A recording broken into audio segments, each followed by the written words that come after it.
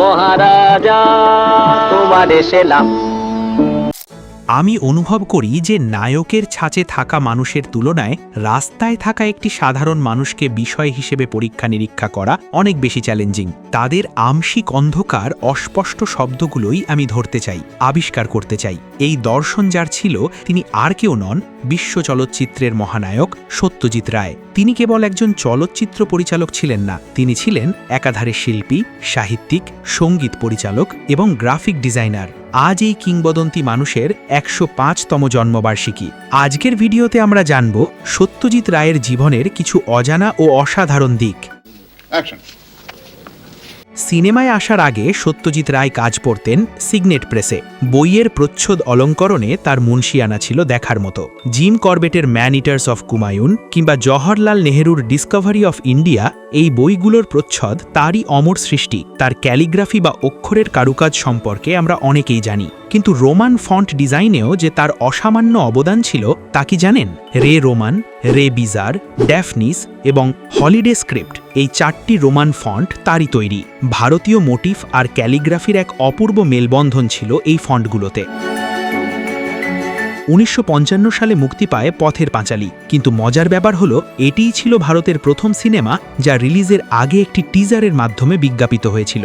ভারতীয় সিনেমার বিপণনেও তিনি নিয়ে এসেছিলেন নতুনত্ব। তার নির্মিত ৩৭টি পূর্ণদৈর্ঘ্য ও স্বল্পদৈর্ঘ্য চলচ্চিত্রের মধ্যে অপু ট্রিলজি অর্থাৎ পথের পাঁচালী, অপরাজিত এবং অপুর সংসার বিশ্ব চলচ্চিত্রের ইতিহাসে এক অবিস্মরণীয় কীর্তি। তিনি কেবল পরিচালনা করতেন না, চিত্রনাট্য লেখা থেকে শুরু করে সঙ্গীত পরিচালনা, সেট ডিজাইন, এমনকি পোস্টার ডিজাইনও তিনি নিজেই করতেন। সিনেমার পর্দার বাইরে সত্যজিৎ ছিলেন এক সফল লেখক।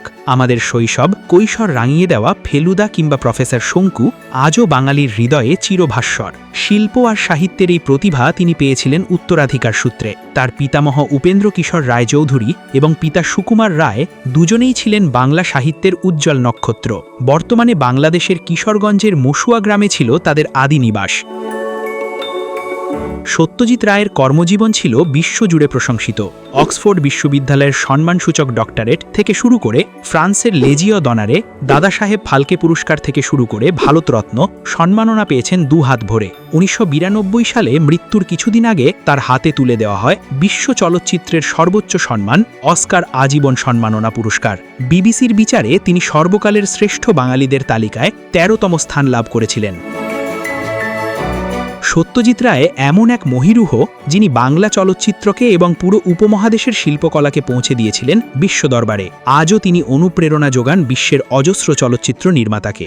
আজ এই গুণী মানুষের ১০৫তম জন্মবার্ষিকীতে আমাদের পক্ষ থেকে রইল বিনম্র শ্রদ্ধা। আপনাদের প্রিয় সত্যজিৎ রায়ের সিনেমা কোনটি? কমেন্টে জানাতে ভুলবেন না।